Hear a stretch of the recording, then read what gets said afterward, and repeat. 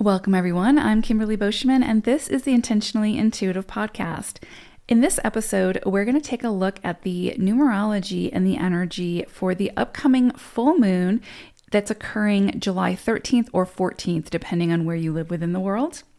Before we get into that reading, I just want to mention that this is, of course, a general forecast, a general reading. If you would like a personalized reading, which will be a much deeper dive into your own personal numerology, please book some time with me. I would love to work with you.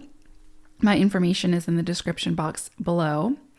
Please like, comment, and share. I absolutely appreciate and love hearing from you all. Your support has been so kind, so loving, so appreciated. And it helps to really bring even more awareness to numerology, and it helps to grow my little channel. And I just absolutely appreciate each and every one of you. I see you. I appreciate you. Thank you. Okay, so we are, of course, going to look at both the collective numerology and energy, as well as for each individual life path number. So before we get into that, I did pull an animal spirit message for this illumination, and we got seahorse energy. And so seahorse's message is all about composure and serenity. And I think this is this is very, very fitting for the energies that we may see during this illumination that may come up, which I'll talk about, of course. But one thing I just want you to keep in mind is if things become challenging with this energy, because there is a lot of transformative energy that's going to be sort of highlighted and it's sort of swirling about. If things feel a little bit challenging as you move through some of those transformations, just remember seahorse energy. If you've ever watched a seahorse, and you can sometimes see them like in aquariums and that sort of thing, they're so peaceful. They're so calm. There's just this very tranquil energy about them. And you can see all their little fins, I guess, moving, and they just seem to just be they're just floating. It's like they're floating in outer space, but there's just this tranquility to them. And it honestly just brings so much peace to, it's almost like you can feel that energy and it absorbs into your own environment, if that makes sense. So I think it's going to just be important to remember that we are not responsible for the harmony or the peace of others. We are responsible for our own harmony and peace. And so whatever we need to do to keep coming back to that center, especially if things are, if we're going through some kind of chaos or turmoil, it's up to us to find that serenity. It's up to us to find that composure. And so I think Seahorse is just reminding us that it is possible, even when you're, floating in a current, right?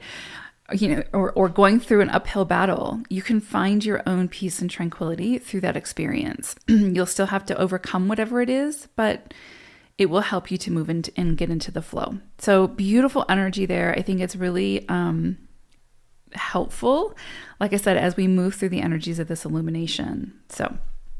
Okay, so let's go ahead and take a look at sort of the overall numerology forecast for the collective. Okay, so the energies that I want to focus on for this illumination are that of the 8, the 13-4, the 9, and the 5. So I think this is going to be an interesting mixing pot of energy, to be honest. I get this sense of sort of like push-pull energy, but also very complementary energy. So it's an interesting sort of dichotomy and synergy happening here, that we may feel this and sort of need to figure out how to best work with these vibrations to make them work for us and the good of all. So again, we go back to seahorse spirit, right? Figuring out how to go with the flow, surrender, but then also do our part and take action where needed. It's an interesting energy. Like I said, I definitely feel like, especially collectively on sort of a bigger stage, we're going to see sort of this push-pull energy come out. I think it's already here, but I think it's going to be sort of highlighted even more with this illumination. So right out of the gate, I am drawn towards the energy of the 8. And with this, I'm seeing potential or increased power struggles, concerns of dominance or control, which seems to have, well, it seems to be a reoccurring theme for, thousands of years. but definitely in the last few years, we've seen sort of an increase with that. And we're definitely seeing that in certain places throughout the world at the moment. And so there really is sort of this need to put an effort in to find a way to balance that energy.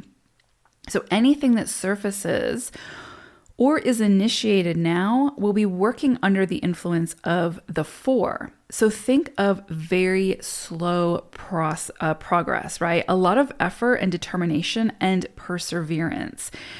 So the 4 energy will tear down to rebuild. And also this is 13-4 energy. So this is very like Plutonian energy. This is like tower energy as well. It's going to dismantle what it needs to dismantle so that we can rebuild where we need to rebuild. But that takes time. And again, perseverance. So if a shift in power or control needs to happen, it can very well happen, but only with the sort of dismantling of the old in order to put in place something much more sustainable with much more sort of far-reaching solutions.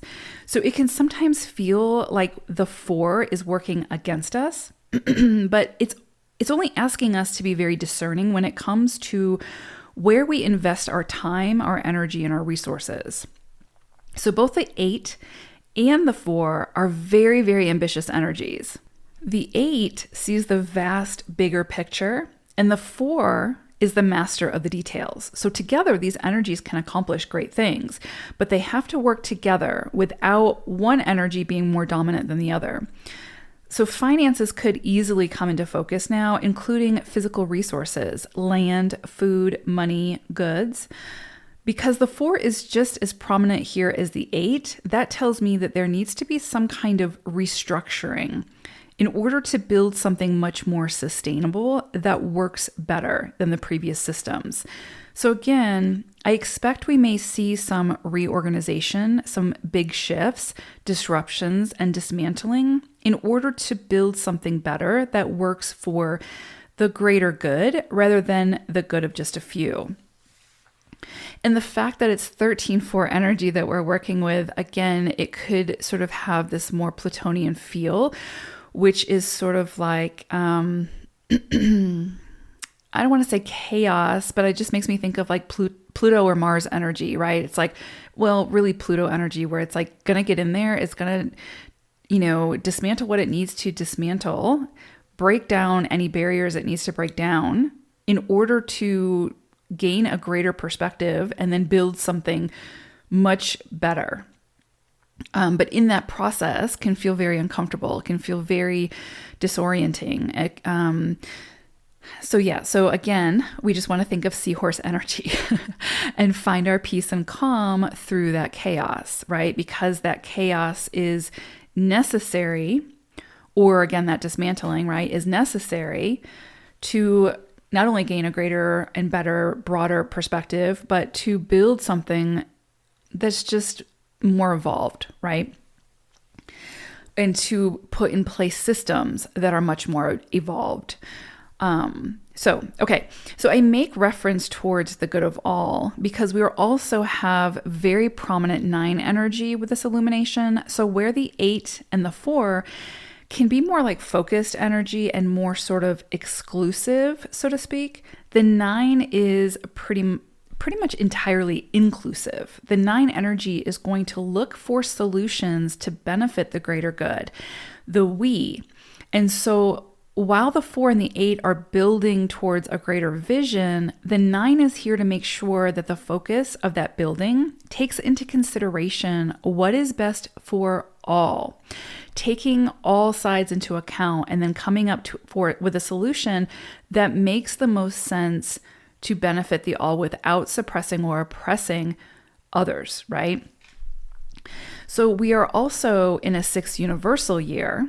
And so again, that which is greater than just ourselves, and we're moving from sort of the heart center, that will continue to be emphasized now, especially with this 9 energy. And again, the six universal year, we have all these energies sort of swirling about, helping us to see beyond our own needs and see how we can come to some sort of compromise, come to some sort of solution to work together. We have a lot of potent energies that are really pushing us to do that. Now, of course, we have free will. We are, sovereign beings, so we can make those decisions. But if the individual does it and if enough individuals do it, eventually we see the collective doing it. And so it all starts with us ultimately, right?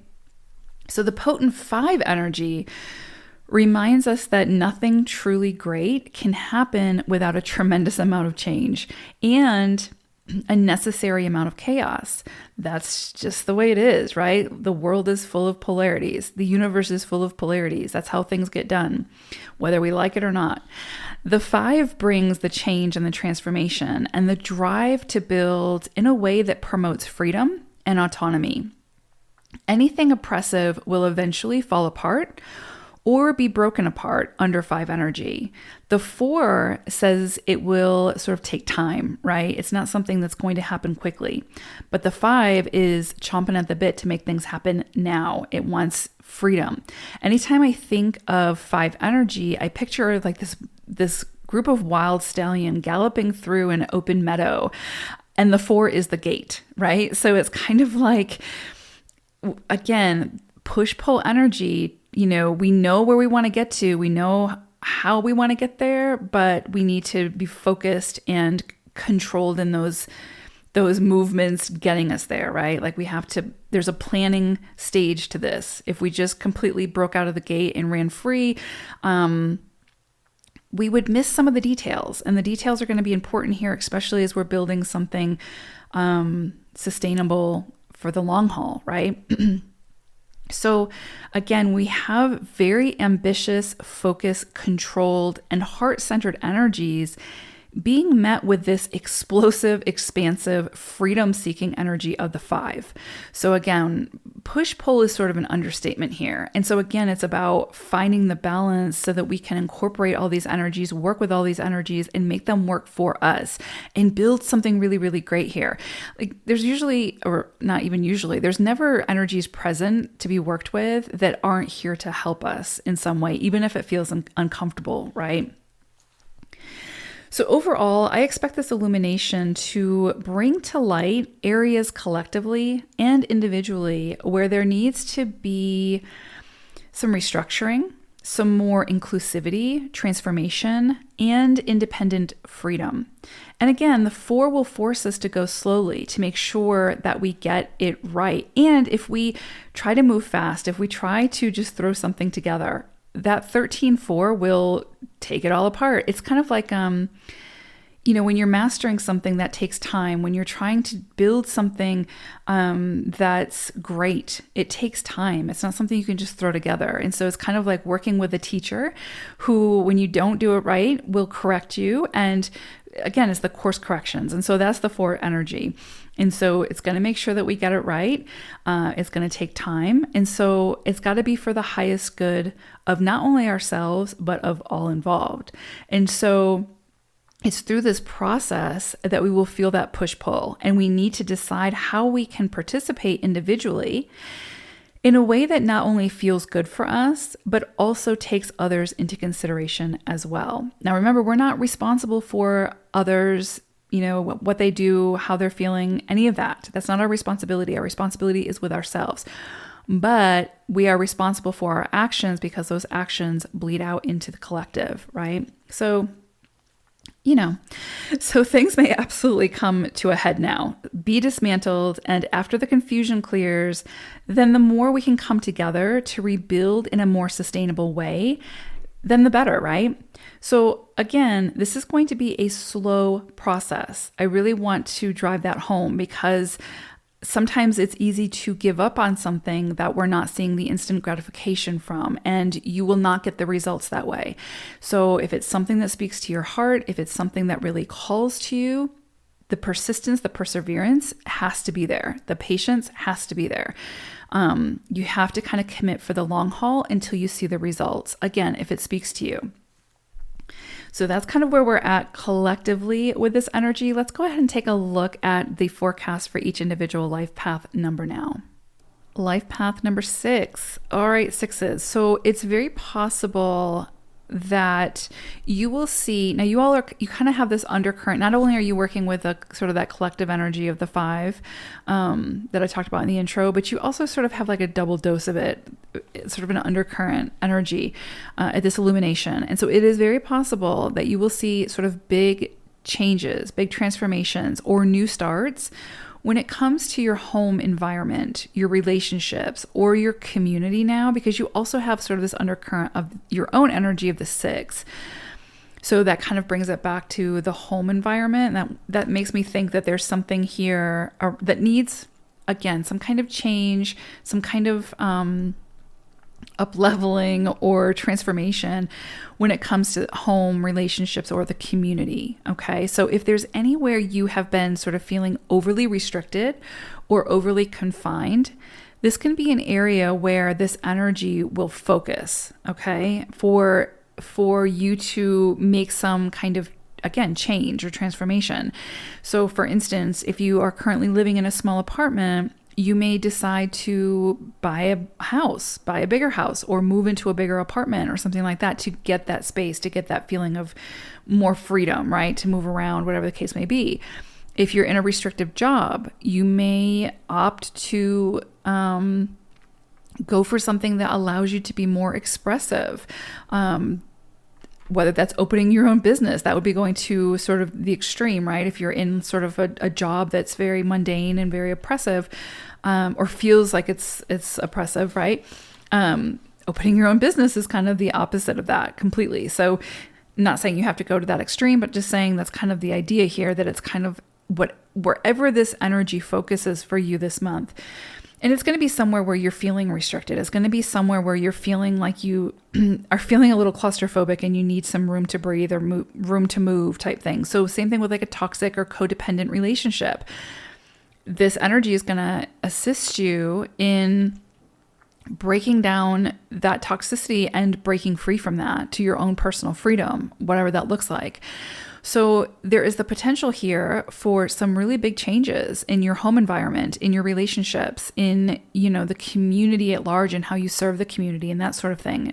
Because if you're feeling confined or restricted or oppressed in some way, you're not living up to your potential. You're not sharing your gifts with the world in the way that you're meant to share those gifts, right? Because they're being suppressed. So this energy is going to help you to see where that is, and then it's going to help you to make the necessary changes, or at least start that process, right? So again, if you are in a super small apartment and your family is growing and you know that you need more space, it's going to help you to focus that energy to figure out, okay, what do I need to do to be able to make these changes, to be able to move into something much more accommodating to our growing needs, right? Same thing with if you're in like a toxic or restrictive relationship, and that can be family, friends, romantic partnerships, whatever, this energy is going to help you to figure out how you need, the conversations you need to have, or the actions you need to take to be able to remove yourself from that situation, or to expand up, like to help it to evolve in some way, in a healthier way. Okay. So you may see some big changes come through for you all under this energy. And again, I would definitely say for you all, just remember seahorse energy, because change is never necessarily, well, I shouldn't say it's never easy, but sometimes change is, we're really excited about it and it is easy, but a lot of times change is not easy. And so you just have to be really gentle with yourself and very kind as you move through it, and just know that the change is assisting you to get to a place that feels much better, right? So I hope that this is a beautiful full moon for you all, and I hope whatever changes come in for you bring you to a place that you want to be. So take care, everyone. Thank you so much for listening. Bye for now.